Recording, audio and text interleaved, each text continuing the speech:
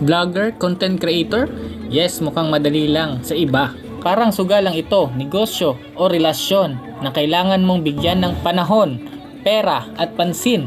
Itong video na to ay isa lang sa mga bagay na ginagawa ko maliban pa sa pag-isip ng video, edit and other things para hindi ka iiwan ng subscriber mo.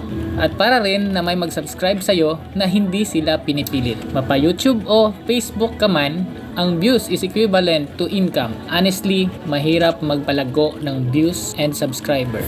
Sad thing, sa dami ng friends natin sa Facebook, iilan lang yung nakasubscribe. Minsan, nakakapag-isip tayo ng mali kasi masupported pa nila yung ibang creator.